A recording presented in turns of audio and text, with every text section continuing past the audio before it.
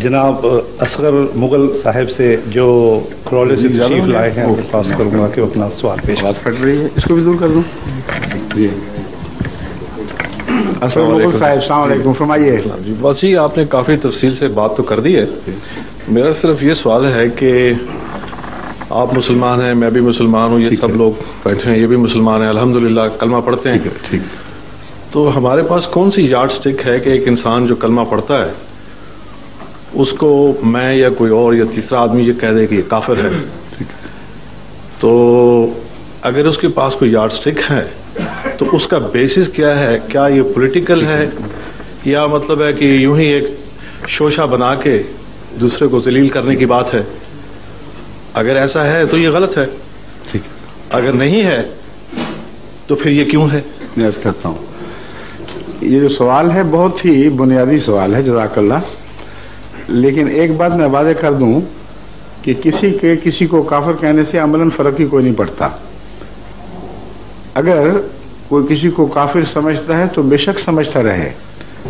سوال یہ ہے کہ امت محمدیہ کی ملی اتحاد کے خلاف اگر وہ فتویٰ دیتا ہے اور اپنے کفر کے فتوے کے نتیجے میں لازم قرار دیتا ہے کہ دوسرے حصے کو ملت سے کاٹ کر باہر پھینک دیا جائے، تو یہ فساد کی جڑ ہے. تو اس کے بارے میں کر رہا ہوں کوئی ایسا لائے عمل؟ ہاں، لائے عمل وہی ہے جو رسول اللہ علیہ وسلم پیش فرما چکے ہیں.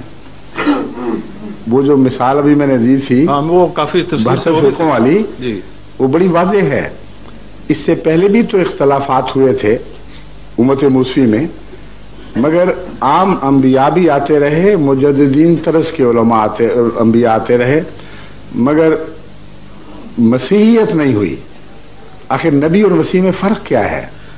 بنیادی میں آپ کو بات کر رہا ہوں. میں سمجھ رہا ہوں کہ ڈیٹیل میں جانے سے سمجھتا ہوں میں، لیکن مختصر یہ ہے کہ جب اس کی ایک بیسس رانگ ہے تو اس کو کیوں نہ اس کے بارے میں تفصیل سے لوگوں کو پتہ لگے. کون کہے گا؟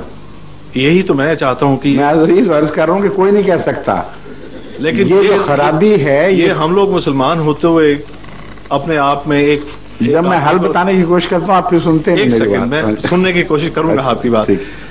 تو یہ کیا اس طرح الزام لگا دینے سے دوسرے کو فرق نہیں پڑتا؟ لیکن الزام لگانے والا یہ جانتا ہے کہ یہ لوگ غلط ہیں، یا تو یہ مشرک ہیں یا یہ کوئی ایسی غلط بیانی کر رہے ہیں کہ جس کے بیسس غلط ہے. تو کیا جس پر الزام لگایا جاتا ہے اس کو حق تو ہے، لیکن یہ کیوں نہیں آپس میں دونوں پارٹیز کو سمجھ آتا ہے؟ میں یہی تو سمجھانے کی کوشش کر رہا ہوں. اس لیے سمجھ نہیں آتی کہ مذہبی رہنما تقوی پر قائم نہیں ہوتے. اگر وہ تقوی پر قائم ہو، مذہبی لیڈرشپ، تو یہ صورتحال پیدا نہیں ہو سکتی. اور تبھی رسول اکرم صلی اللہ علیہ وآلہ وسلم نے یہود کی اس حالت سے امت کے اس دور کو مثال دی ہے جو آخر تک پہنچ چکی تھی، جس کے بعد معلوم ہوتا تھا کہ اب اس کا علاج نہیں رہا. اس وقت آپ کا طریقہ علاج یہ ہے کہ پھر اللہ اپنے ہاتھ میں معاملے کو لیتا ہے. جب تک ڈیوائن ریفارمر نہ آئے یہ لوگ درست نہیں ہو سکتے. اس کی وجہ یہ ہے، آپ نے پالیٹکس کا بھی ذکر فرمایا تھا. پالیٹکس مذہب میں داخل ہو چکی ہوتی ہے اور خدا کے خوف کی بجائے فیصلے اس بات پر ہوتے ہیں کہ ہماری انسانی ٹیریٹری کو کوئی خطرہ تو لاحق نہیں ہے. اللہ کی ٹیریٹری کی بحث اٹھ چکی ہوتی ہے. جب یہ علامتیں ظاہر ہوں تو یقین کریں کہ رہنما اس لائق نہیں رہے کہ ان کی پیروی کی جائے. میں مثال دیتا ہوں. ایک شیعہ ہے، اگر وہ سنی ہو جائے تو شور پڑ جاتا ہے، اور اگر شیعہ ماحول میں سنی ہو تو قیامت برپا ہو جاتی ہے. لیکن ایک شیعہ اسلام کے پہ عمل کرنا چھوڑ دے، اسے کوئی شور نہیں پڑتا. ایک سنی اگر شیعہ ہو تو قیامت برپا ہوتی ہے، اور علماء فتوے دیتے ہیں اور کہتے ہیں جس نے کیا ہم اس کو قتل کریں گے اور ہم بدلہ لیں گے اور وہ ان کے جلائیں گے، ان کے کیا کہلاتے ہیں وہ جو تعزیہ نکالتے ہیں وغیرہ وغیرہ. لیکن علماء کی آنکھوں کے سامنے وہ جو ان کی ٹیریٹری تھی وہ خدا کی ٹیریٹری نہیں رہتی اور شیطان اس پر حملے کرتا ہے. ان کے ماننے والے جو سنی کہلاتے ہیں اغوا کرتے ہیں، قتل کرتے ہیں، جھوٹ بولتے ہیں، ڈاکے ڈالتے ہیں، بددیانتی کرتے ہیں، دن دہاڑے ایک دوسرے کے قتل کرتے ہیں، عدالتیں جھوٹ سے بھر جاتی ہیں، علماء آرام سے لمبی تان کے سوتے ہیں، اس پر قیامت کیوں نہیں آتی؟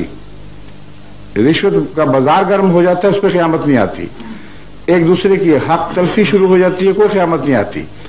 تو اس کا مطلب یہ ہے کہ دراصل وہ امت کے جو مختلف ٹکڑے ہیں ان کے سردار ان کو اپنی ٹیریٹری سمجھتے ہیں، اور اسی کا نام سیاست ہے۔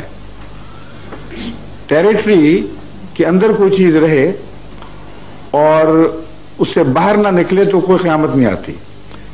جب ٹیریٹوریل نقصان شروع ہو اس وقت سیاست میں قیامت آیا کرتی ہے۔ یہی سیاست کا حال ہر جگہ دنیا میں موجود ہے۔ انگریزوں کے ملک کا ایک چپا بھی کوئی اور چیز قوم لینے کی کوشش کرے تو رد عمل ہوگا، یہاں تک کہ فوکلینڈ آئلینڈ تک رد عمل ہو گیا۔ لیکن اندرونی حالتیں جب بگڑتی ہیں تو سیاست کو کچھ نہیں ہوتا، اقدار چھوڑ دی، ظلم شروع ہو گئے۔ بالکل یہی شکل جب مذہب کی ہو جائے تو اس کو مذہب کیسے کہہ سکتے ہیں؟ وہ سیاست بن چکا ہوتا ہے۔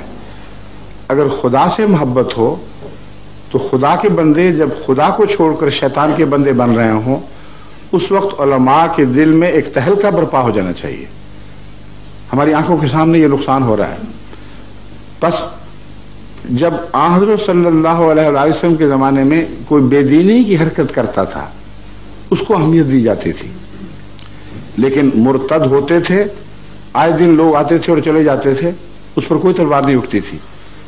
قرآن کریم ان گواہیوں سے بھرا پڑا ہے، فرماتا ہے کہ روزانہ آنے والے آتے ہیں، صبح کہتے ہیں ہم ایمان لے آئے اور شام کو کہتے ہیں ہم واپس اپنے پہلے مذہب کی طرف لوٹ رہے ہیں۔ اس قرآنی گواہی کے باوجود ایک بھی گواہی نہیں کہ ایسے لوگوں کو قتل عام کا حکم ہوا ہو، لیکن جہاں جھوٹ بولا جاتا تھا، جہاں فسق و فجور ہوتا تھا، وہاں حضرت اقدس محمد رسول اللہ صلی اللہ علیہ وسلم کی عدالت لگتی تھی، ان کی اصلاح کے لیے کاروائیاں کی جاتی تھیں۔ یہ تقوی اور دین ہے۔ جو آج آپ دیکھ رہے ہیں وہ تقوی اور دین نہیں ہے، وہ صرف سیاست ہے۔ تو مطلب ہے کہ چانسز نہیں ہے، ایک چانس ہے جس کو رسول اللہ صلی اللہ علیہ وسلم نے بیان فرمایا ہے۔ اب اپنے آپ کو ماضی میں یہودیت کی اس دور کی طرف منتقل کر کے دیکھیں کہ مسیح ابھی نہیں آئے، اس وقت آپ کا فتویٰ یہی ہوتا جو آج آپ دے رہے ہیں۔ لیکن حضرت صلی اللہ علیہ وآلہ وسلم کا زمانہ ختم نہیں ہوا، آپ کا زمانہ قیامت تک ہے، اس لیے قیامت تک کی اہم خبریں خدا تعالیٰ نے آپ کو عطا فرمائیں۔ ان خبروں میں ایک خرابی کی خبر بھی تھی جو میں نے بیان کی، ان خبروں میں اس کی اصلاح کی بھی ایک صورت تھی۔ چنانچہ آپ ایسی تمام احادیث کا مطالعہ کر کے دیکھیں، کہیں اشارتاً بھی آپ کو یہ بات نہیں ملے گی کہ جب یہ حالت ہو جائے افتراق کی تو علماء اکٹھے ہوں گے اور سر جوڑ کر کوئی تدبیر کریں گے، یا عوام الناس کوئی ترکیب سوچیں گے، یا مسلمانوں کو تیل کی دولت عطا ہو جائے گی اور اس دولت کے ذریعے سے وہ کچھ اصلاحی کارروائی کریں گے۔ اشارتاً بھی کہیں نہیں ملتا ذکر۔ جب بھی علاج کی بات فرمائی ہے آپ نے مسیح کی بات کی ہے اور مہدی کی بات کی ہے۔ تو جو امت کا مالک ہے اس کی بات سنے بغیر اپنی طرف سے آپ ہزار تجویزیں کر لیں، کوئی کامیاب نہیں ہو سکتی۔ صرف فیصلہ یہ کرنا ہے کہ وہ مہدی جس کا دعویٰ وعدہ کیا کہ وہ آیا کہ نہیں آیا، وہ مسیح جس کی پیشگوئی فرمائی گئی ہے وہ آیا کہ، یہ دو فیصلہ کن باتیں ہیں۔ اگر وہ نہیں آئے تو پھر کچھ نہیں ہو سکتا۔ نہیں، میرا اس سے یہ تعلق نہیں ہے کہ وہ مسیح آئے یا نہیں آئے۔ پھر آپ کا تعلق نہیں تو پھر سوال کیوں کر رہے ہیں مجھ سے؟ میرا مقصد نہیں، تعلق سے میرا مطلب میں اس بحث میں نہیں پڑھنا چاہتا۔ میرا صرف یہ مقصد یہ ہے کہ ہم لوگ سب مسلمان ہیں، جتنے یہاں لوگ سب بیٹھے الحمدللہ۔ آپ کو کس طرح پتہ چلا؟ میں اس لیے کہ یہ جو احمدیت کو جو کہتے ہیں کہ یہ مسلمان نہیں ہیں، میں اس محفل میں آیا ہوں تو میں سمجھتا ہوں مسلمان ہوں۔ نہیں، یہ بات نہیں ہے، میری بات سن لیجیے۔ اسلام کی تعریف کیا ہے؟ انما المومنون اخوہ، ایک تعریف یہ ہے جو قرآن کریم میں بیان ہوئی ہے۔ دل کی باتیں اور عقائد کی باتوں میں اگر آپ پڑھ کر یہ اختلاف حل کرنے کی کوشش کریں گے تو یہ ایک ایسا جھگڑا ہے جس کو آپ کبھی طے نہیں کر سکتے۔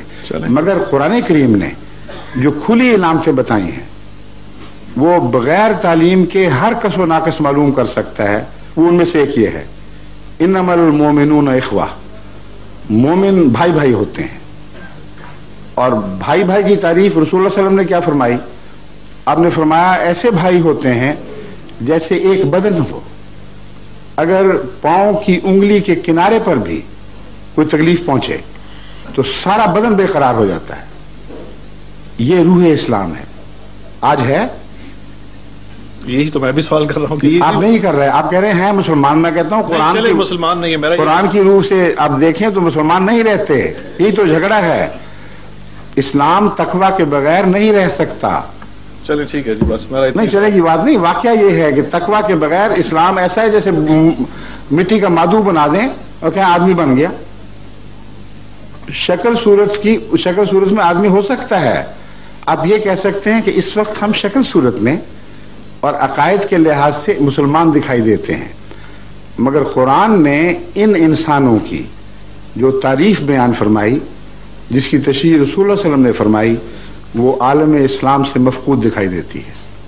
یہ درست ہے یا غلط ہے؟ شاید درست ہوگا. نہیں اب آپ بھی تقوی سے کام لیں. نہیں اب تو یہ تو جس تقوی کی بحث ہو رہی ہے اس کو کیوں چھوڑتے ہیں؟ کیا یہ میری سٹیٹمنٹ درست ہے کہ غلط ہے کہ وہ تعریف المومنون اخوہ اور وہ تعریف کہ مومن اس طرح بھائی بھائی ہوتے ہیں جیسے ایک بدن ہو، اور ایک انگلی کو بھی تکلیف پہنچے تو سارا بدن لرزے میں آتا ہے، یہ آج صادق آ رہی ہے کہ نہیں؟ میرا خیال ہے کہ ہم مسلمانوں کو ایک دوسرے کا خیال ہی نہیں ہے. ہم تو مسلمان ہی بھائی نہیں ہیں. نہیں نا، یہ میں بھی کہہ رہا ہوں. بس شکریہ. السلام علیکم. ٹھیک ہے، یہی تو مسئلہ ہے. یہی تو مسئلہ ہے جو میں سمجھا رہا ہوں. ہاں تو یہی مسئلہ میں بھی سمجھ رہا ہوں، لیکن اس کا بیسس تو غلط ہوا ہے نا جی. جن لوگوں نے جو بنا رہا غلط کیا اس میں کوئی شک نہیں. اب میں